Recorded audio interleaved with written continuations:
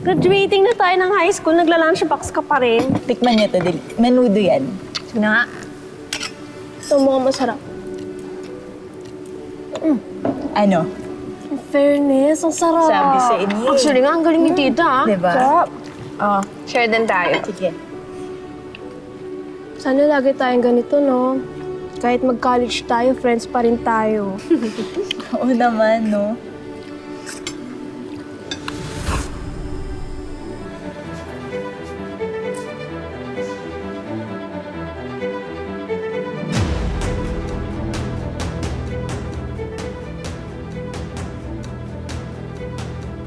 Oh!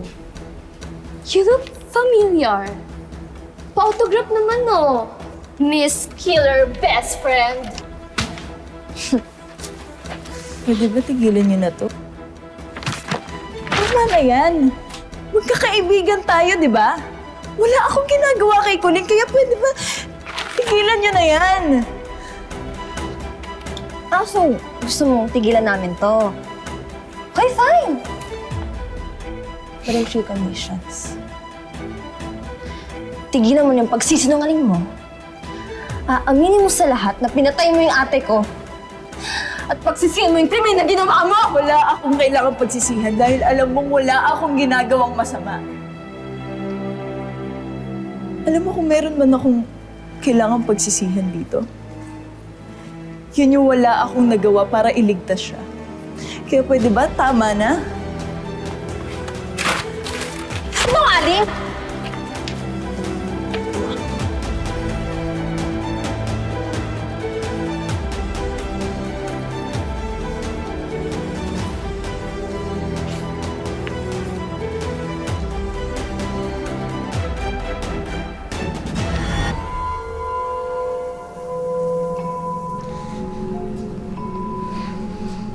Alam mo, sa totoo lang ayoko na nga pumasok eh.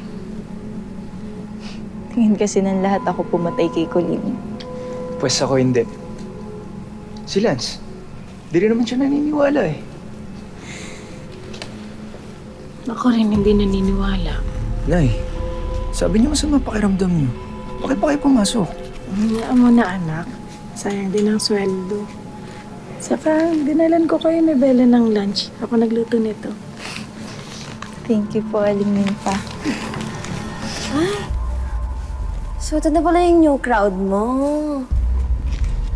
Ang isang school janitress at ang ex ng ate ko na nilandi mo. Regine, please. Ayaw namin ng gulo. Kung ayaw niyo ng gulo, lumayo kayo sa killer na yan. Mayaman sila. Kung pansin niyo.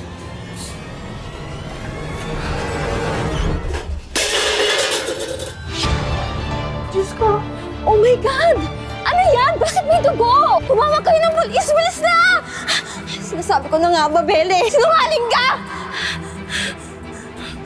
Wala po akong alam. Ano walang ginawa? Ano yan? Wala akong alam dyan. Bella. Sinasabi ko tumawag ka na ng guard!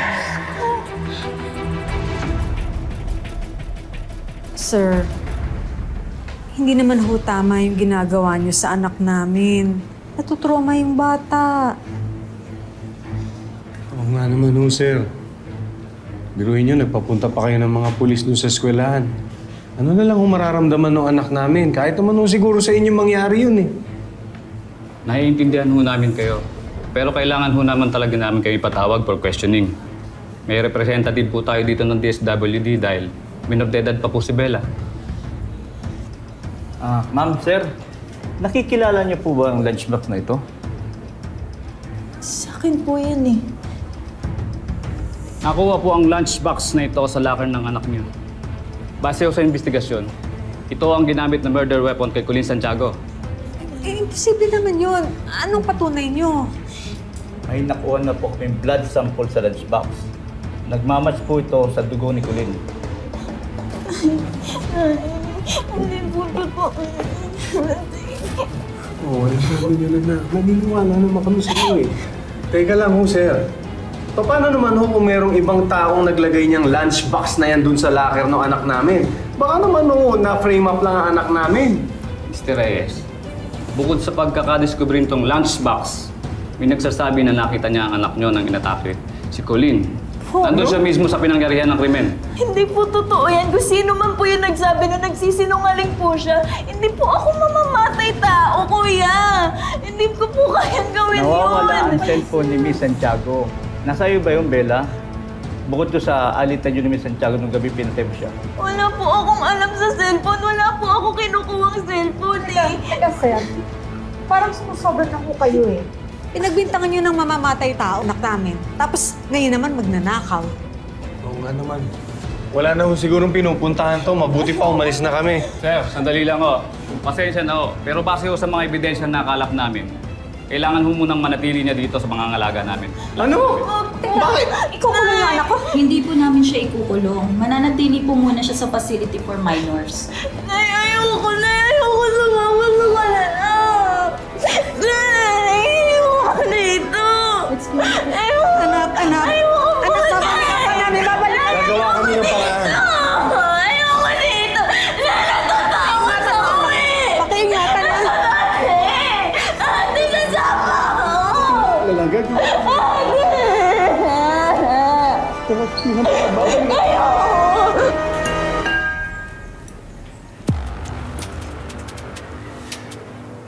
Anak, ba't hindi ka pa kumain? Nay, hindi po talaga ako naniniwala na si Bella yung pumatay kay Colleen. Nagkakamali lang po yung mga pulis sa mga bintang sa kanya.